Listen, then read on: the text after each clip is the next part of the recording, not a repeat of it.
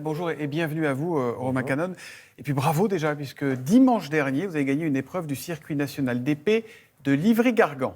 C'est ça. Alors, c'est pas pour ça qu'on va fait venir, en fait, hein, pour être tout à fait franc. On va plutôt inviter pour ça, regardez. 14-10. Allez. Romain Canon, champion olympique. Ah, c'est magique, c'est extraordinaire. Magnifique. Regardez ça, regardez Romain Canon, 24 ans, 47e mondial, qui a réussi la journée absolument parfaite. Il les a tous battus et le voilà, médaillé d'or sur la plus haute marche du podium. Il les a tous battus, le champion olympique de 2012, le numéro 1 mondial, numéro 2 mondial, numéro 3 mondial. On est le 25 juillet à Tokyo. À ce moment-là, vous décrochez la toute première médaille d'or de toutes les équipes de France pour ces JO. Nous, ça nous colle des frissons de revoir ça. Et vous, presque 3 mois après, ça vous fait quoi ? C'est toujours sur ce petit nuage, hein, j'ai Ouais. envie de dire, avec même la petite compétition nationale qui remet un peu le goût à l'escrime. C'était la et aux reprise, hein, pour le coup, compétitions. C'est dimanche. ça, c'était Ouais. la reprise. Voilà, on reprend le travail comme tout le monde avec les entraînements, mais c'est sûr qu'on garde cette confiance et cette énergie que des jeux en fait et de la médaille. Vous êtes une poupée russe à vous tout seul, parce qu'il y a plein d'histoires dans l'histoire avec vous. On va détailler tout ça. Déjà, vous n'étiez pas attendu là, au JO à Tokyo. Normalement, vous étiez remplaçant en équipe et vous ne deviez pas faire le concours d'épée en individuel.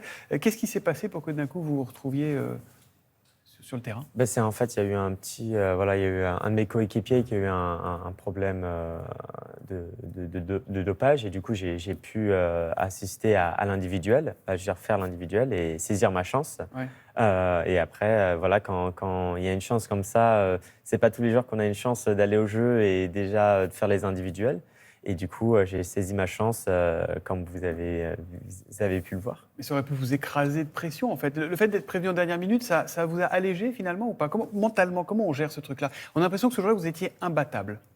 C'est sûr qu'en fait, être dans sa bulle, ça c'est vraiment... tous les sportifs parlent un peu de cette zone, d'être dans le présent et dans cette bulle. Je pense qu'être prévenu au dernier moment, ça ne m'a pas trop affecté, pour le bien ou le mal.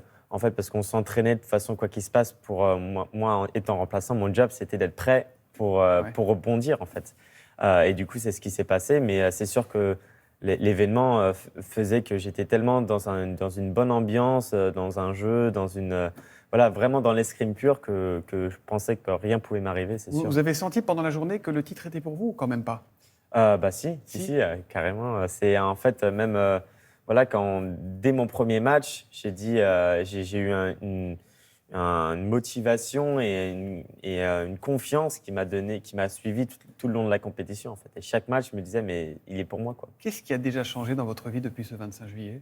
D'être ici, ça Ouais. c'est sûr. C'est pas tous les jours qu'on fait des plateaux aussi tôt le matin. Mais c'est sûr que par exemple à la compétition de Livry, on a des petits jeunes qui viennent, qui veulent qu'on signe leurs gants ou leurs masques et qui te disent j'ai commencé l'escrime parce que je t'ai vu aller à la télé cet été. Ça fait chaud. Ça vous fait touche, chaud. hein. Ouais, Ouais, forcément. évidemment. Mais quand on commence comme ça par le top du top, vous n'aviez jamais fait un podium international avant cette médaille d'or olympique. Est-ce qu'on a encore faim ? Est-ce qu'on a encore la niaque pour la suite ? Est-ce qu'on se dit, j'ai encore des choses à aller chercher ? Vous avez déjà le Graal, là. Il est là, le Graal, c'est votre médaille. C'est sûr qu'elle est là, mais bon, pourquoi pas aller en chercher deux autres, j'ai Ouais. envie de dire, surtout à Paris, à la maison. Je pense qu'un sportif, il n'est jamais rassasié. C'est pour ça qu'on les voit souvent à chaque Olympiade et il faut limite leur dire non, mais là, il faut vraiment que tu arrêtes parce que c'est tellement un événement incroyable et des sensations qui sont incomparables qu'en fait, on n'a qu'une envie, c'est recommencer en fait. On sait que pour les JO de Paris, Emmanuel Macron a mis un objectif très élevé aux athlètes français. Regardez la une de Libé aujourd'hui. Les athlètes répondent à Macron, pour de l'or, il faut de l'argent. Est-ce qu'aujourd'hui, quand on est sportif de haut niveau comme vous et qu'on n'est pas footballeur ou tennisman, on s'en sort, on a des sponsors ou est-ce que c'est la galère ?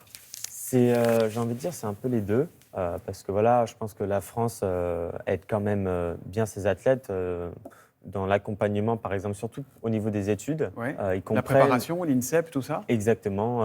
Il y a quand même beaucoup de structures qui aident à former des jeunes qui n'ont pas beaucoup de moyens. Par contre, c'est vrai que nous, en tant que sportifs non olympiens, on sait qu'on doit travailler à côté, par exemple. Ouais. Moi, je fais des études parce que je sais que je vais devoir jongler entre travail et sport. C'est ça qui est étonnant parce qu'on parle de sport, mais ce qui est formidable avec vous, c'est qu'on peut aussi vous demander d'un coup quels sont les effets du Covid sur les entreprises françaises. Alors, quel impact? C'est ça, en fait, non, là, je suis en plein mémoire. C'est votre mémoire, hein, exactement, voilà. je suis en train de finir mon mémoire et justement, je fais ma petite recherche sur l'effet du Covid sur les entreprises. Et ça dépend en fait des entreprises, par exemple. Et il a Airbus, changé de casquette, ça y est. voilà, c'est ça. Airbus a très bien géré la crise, par exemple. Ouais. Je pense qu'on en a beaucoup parlé, mais du coup, voilà, je fais beaucoup de contrastes en fait entre une banque, comment une banque gère les financements avec le Covid et des petites PME qui ont peut-être été vachement affectées par ça en fait. Mais pourquoi ne pas choisir entre les deux là? Pourquoi? Si, c'est une question de moyens là encore. Si vous avez vraiment les moyens d'être épéiste et seulement épéiste, vous le feriez aujourd'hui? Pourquoi c'est pas facile de mener une double vie comme ça? Non, je pense que si vraiment je gagnais comme le tennis ou le foot, forcément, je pense que je ferais que ça parce que ça prend beaucoup de temps. Hein. Il ne faut pas oublier que nous, on s'entraîne comme des sportifs de haut niveau. Vous êtes des sportifs de haut niveau. Non, mais je veux dire comme des professionnels, en fait, comme le tennis et le foot. Mais par contre, c'est vrai qu'on sait qu'on doit en vivre. Après, ce qui est bien aussi dans les études, je trouve, c'est ce jonglage. Quand ça va un peu moins bien avec l'escrime, on peut s'appuyer un peu sur les études pour ça équilibre. mieux rebondir, j'ai envie de dire. Mais c'est sûr que oui, si je pouvais vraiment en vivre, je ferais que ça, je pense. Et le côté étudiant en école de commerce, ça vous aide à trouver des sponsors ou pas? Je suis en train de chercher. Vous en avez besoin? Oui, comme tout le monde. Hein, allons-y, on est dans le Télématin, il y a du monde qui regarde, allez-y. Franchement, il faut soutenir ce garçon. Montrez-nous la médaille d'or. Voilà. Si des marques veulent vous aider à préparer les suivantes pour Paris 2024, elle est belle quand même. Voilà, c'est lourde. la plus lourde que j'ai aussi. Hein. C'est ça? Ouais.